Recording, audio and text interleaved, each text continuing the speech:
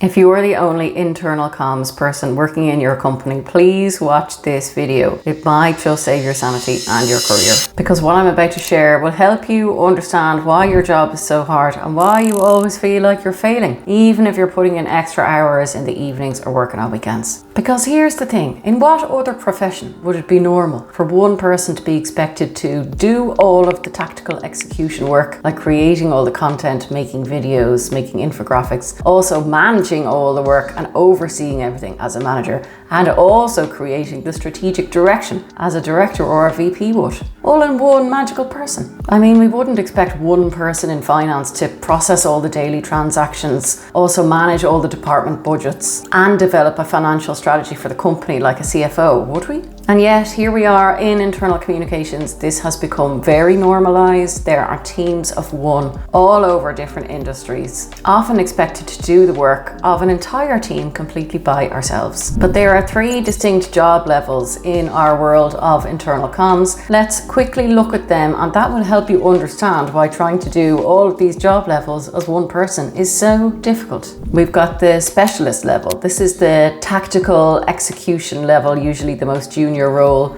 writing the content, posting the content, editing, proofreading, all of that kind of thing. Then the next level up, you've got the manager level. This is more about quality control and compliance to deadlines and making sure that everything is done the way it needs to be done and making sure that all the activities align to the strategy. And then we've got the third level up here, which is the senior leader role. This is the strategic role.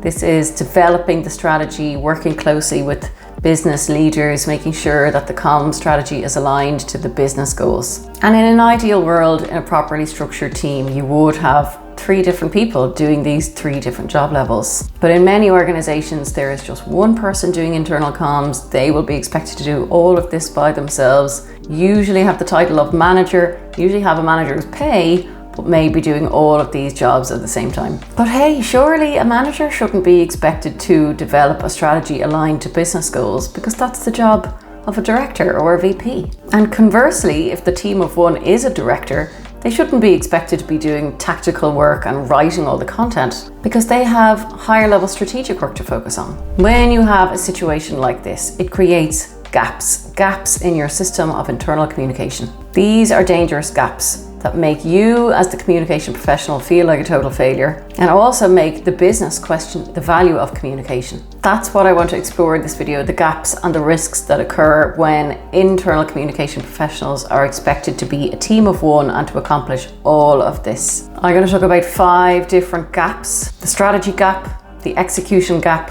the influence gap, the specialization gap, and the innovation gap. Let's go through them. I'll explain what I mean, and you tell me in the comments if you start to resonate with any of these, because I think they're going to start to sound very familiar. Let's start with the strategy gap. If you have an organization that has an internal comms manager and they are a team of one, that manager won't have the skills, the experience, the ability to create a strategy aligned to business goals. Of course they won't. They're not at that level. They shouldn't be expected to do that. That is the work of a senior leader, like a director or a VP, someone with many more years of experience. And then you have a gap, don't you? You have a strategy gap. And without a proper communication strategy, you're going to stuck being very, very reactive. You're going to be very focused on tasks and outputs and fulfilling stakeholder requests. You'll be very, very busy, but what you're going to find is you're going to struggle to demonstrate your value, and you're going to struggle to explain to leaders why your role is so crucial or why they need you, because none of your work is probably going to be linked to business priorities. You're going to be stuck in more of an information sharing role rather than driving results to business outcomes, and the company is going to miss out because of this. It's because there's a strategy gap in the internal comms function.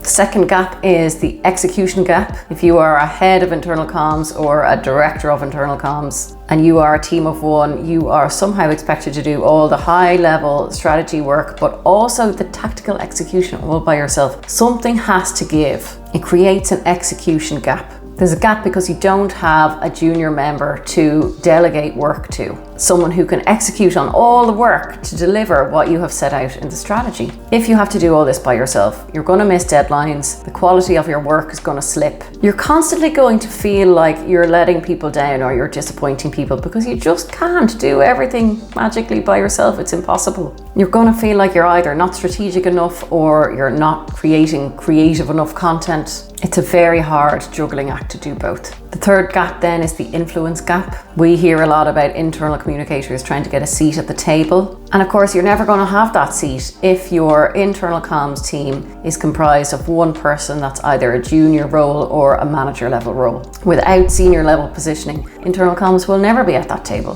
This might happen if you are an internal comms manager, you're a team of one, and the way you're going to experience this influence gap is that you're going to feel very left out of decisions. You're going to hear about decisions really late. You're going to hear about major changes when all the other employees do. You're going to get pulled into discussions as an afterthought and asked, oh, can you send an email about this? Or can you make us a poster about this? Rather than being involved in the planning or in the early discussions. And this means you're always playing catch up. You can never really deliver the great impact that you want because you're not in the room when the decisions are being made. This is the influence gap. Without having a senior level person leading the internal comms team, you'll struggle to be included in these higher level meetings. You'll probably also struggle to be able to influence people when you're trying to say no or push back on unreasonable requests from senior stakeholders. Okay, gap number 4, I'm calling it the specialization gap. If we think about the role of modern internal comms, it requires such a diverse range of skills, doesn't it? We've got writing, we've got video editing, we've got graphic design,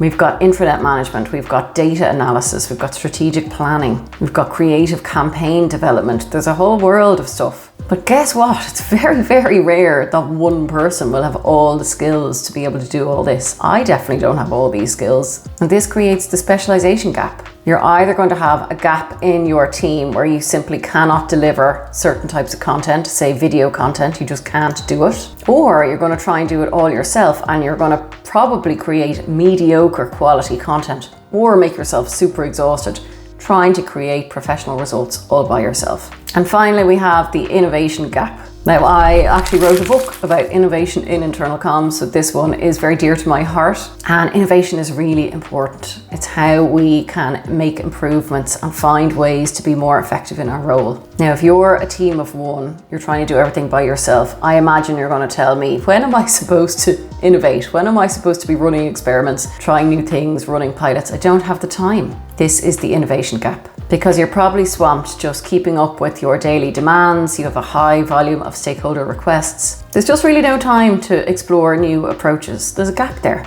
And then you stay stuck, don't you, doing things that maybe you know aren't working right, simply because you don't have the time and the energy to look for better ways. So they are the 5 gaps that I see happening when you just have one person trying to run internal comms in an organization completely by themselves, usually with no agency support and no budget to get an agency or get any sort of help. Now, what I really want to emphasize is that these gaps are structural. If you find yourself in one of these gaps, you're probably going to think that it's an individual problem. You'll probably be saying to yourself, I'm not good at this job.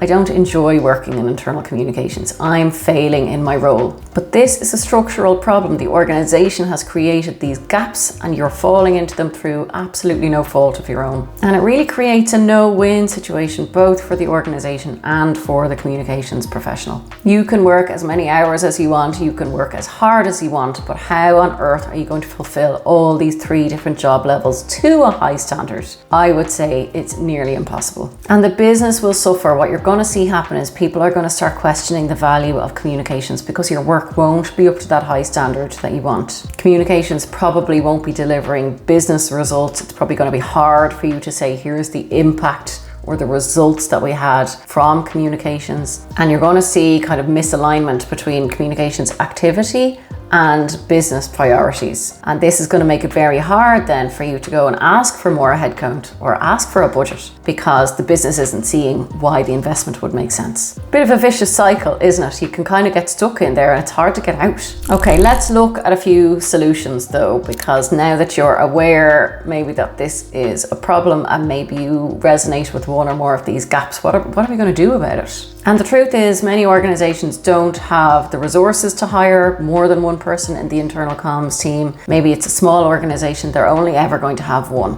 So what can we do? The most important part for me is to have clear division of responsibilities. Even if you can't have different people in different roles, be very, very clear on the scope of the role. So first things first, strategy should come from above. If you are an internal communications manager, the strategy should not be created by you. You're not at that level yet, that's okay. There should be a senior leader above that manager who can give strategic direction and build that strategy and give it to the manager to deliver on. If there is no senior leader who's capable of building a comm strategy like that, the organization should outsource that to a consultant, hand over the strategy, and then the manager can execute on that. The scope of the role needs to be super clear. So again, if you're an internal comms manager, you're a team of one, you can't do everything. So it's really worth getting very, very clear and very focused on, this is exactly what I'm here to do. This is exactly what I'm not here to do, and let's stay laser focused so that you don't burn out and that the organization gets good results. And for organizations that really can't hire any extra headcount, you need to have some budget then for internal comms. You can get very budget friendly agencies or freelancers who can do things like graphic design, video editing, video filming, event management, anything like that. Whatever your gap is, you can outsource a solution if you have some budget. By the way, if you're interested in a video about how to ask for a budget, how to create a business case to ask for a budget for communications, let me know in the comments. I can do that for you. Okay, and just before I wrap up, here's what I really want you to know and remember from this video. The team of one challenge in internal communications is a structural problem, not an individual problem. When one person is expected to be the junior role, the manager role, and the senior role all at once, it's very, very hard, and both the individual and the organization will suffer from it. It's not you, it's them. And the 5 gaps that we explored in this video, the strategy gap, the execution gap, the influence gap, the specialization gap, and the innovation gap, all highlight why this way of working is just fundamentally flawed. And in my view, no amount of personal productivity or efficiency gains or a great work ethic can overcome these structural limitations. I've been a team of one many times, and I've always found it very difficult. So if you find it difficult, you are not alone. All right, that's me in my soapbox today, talking about